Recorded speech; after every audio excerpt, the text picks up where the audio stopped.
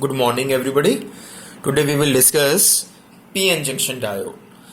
It is a single crystal of germanium or silicon doped in such a manner that one half portion of it acts as a p-type semiconductor, this one p-type semiconductor, and the other half as n-type semiconductor. This is n-type semiconductor.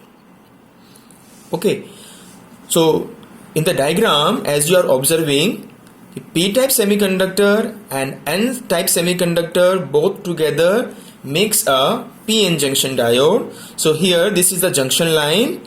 So this junction means the boundary or region of transition between n-type and p-type semiconductor materials. Now we discuss depletion region and potential barrier.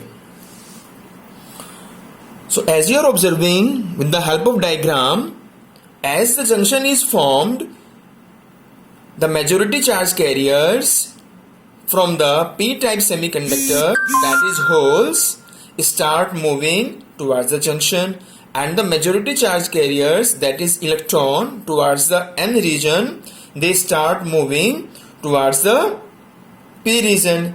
They are neutralized by their counterparts. Because of this, the acceptor ion from p region and donor ion from n region start accumulating near the junction and creating an internal electric field. Because of this internal electric field, it is observed that a fictitious battery is being connected across the junction. When this internal electric field is developed, it opposes the further movement of majority charge carriers, that is holes from p side towards the junction and electrons from n side towards the junction. But it supports the minority charge carriers, that is electrons from the p region start moving towards the junction and holes, that is minority charge carriers, start moving towards the junction. They also neutralize by their counterparts and thereby creating drift current. So in the beginning, the diffusion current, because of the movement of majority charge carriers from p side and n side towards the junction, diffusion current increases and drift current, the value of drift current is less, but after a certain stage, when the value of the diffusion current starts decreasing and drift current starts increasing. Okay, in the very beginning, the diffusion current is large actually and drift current is small. But because of the diffusion process, as diffusion process goes on in continuation, so drift current also starts increasing. A stage will come when the diffusion current becomes equal to the drift current. In that case, this depletion layer becomes free from any kind of mobile charge carriers, and the potential developed across this layer, across this region, is known as potential barrier. Okay, at room temperature, the value of potential barrier in case of germanium is 0.3 volt, whereas the value of silicon, whereas in case of silicon, the value of potential barrier comes out to be 0.7 volt. This is the symbol of PN junction diode.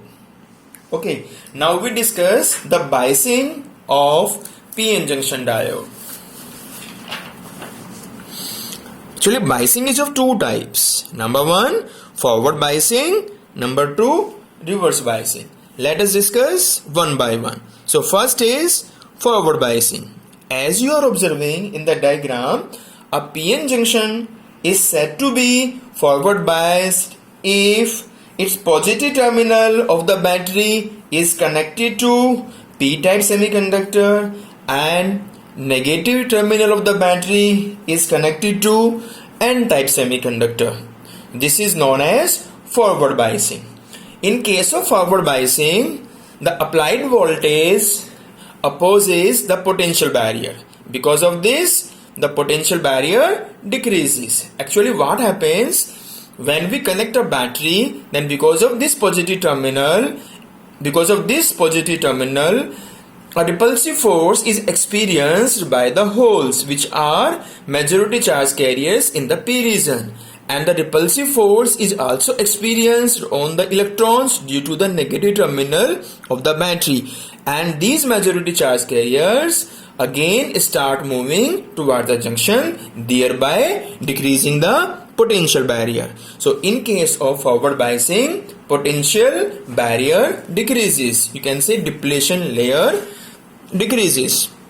But in case of reverse biasing, as you are observing here, if the p-type semiconductor is connected to negative terminal of the battery and n-type semiconductor is connected to positive terminal of the battery, so this biasing opposes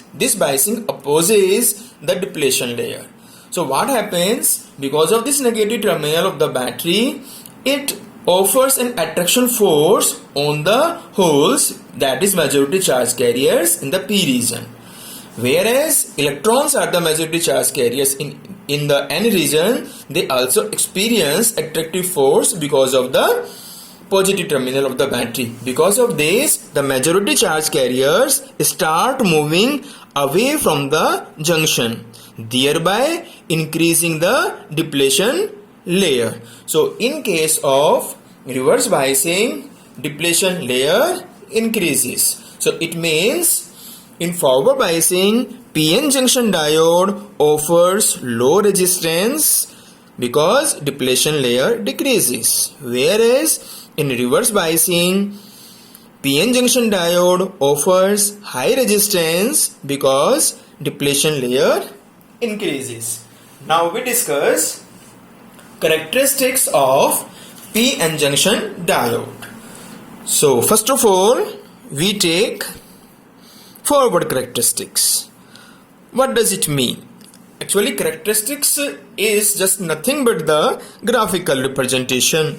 So forward characteristic, these are the graphical relations between forward bias voltage applied to PN junction diode and the forward current through the PN junction. In the circuit diagram, you are observing here voltmeter is connected parallel to the PN junction diode, ammeter, rheostat and this battery all are connected in series in such a manner that p-type semiconductor is connected to the positive terminal of the battery and n-type semiconductor is connected to the negative terminal of the battery. So that is forward biasing. So with the help of rheostat, you can vary the voltage, thereby current also changes. So if you take the observations and if you take the observations of various values of voltage and corresponding current, you find that if you plot a graph between forward voltage and forward current, you will get a curve like this.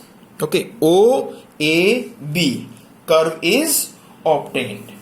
Okay, so here it is very much clear, if the value of the forward voltage is less than the knee voltage. Knee voltage, in case of germanium, the knee voltage is 0.3 volt and in case of silicon it is 0.7.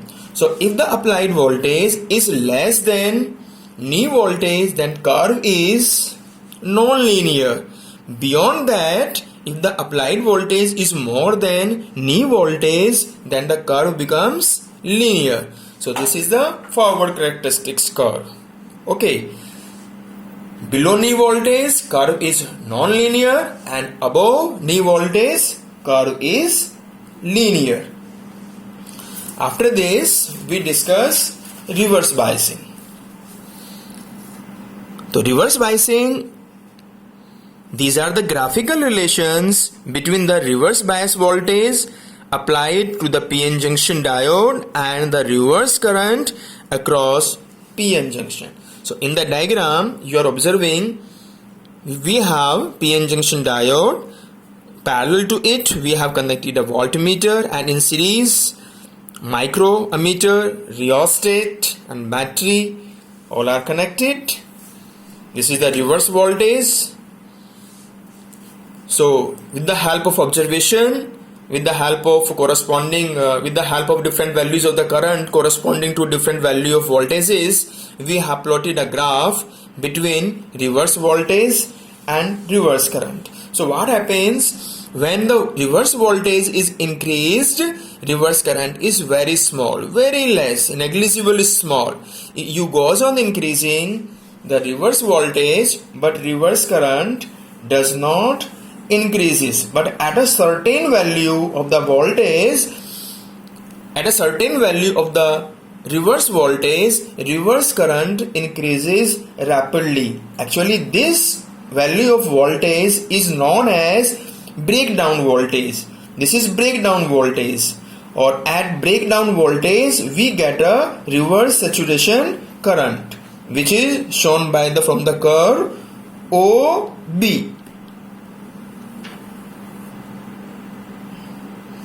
So this is OB is the breakdown voltage. Okay, so here in case of reverse biasing, the electric current increases abruptly.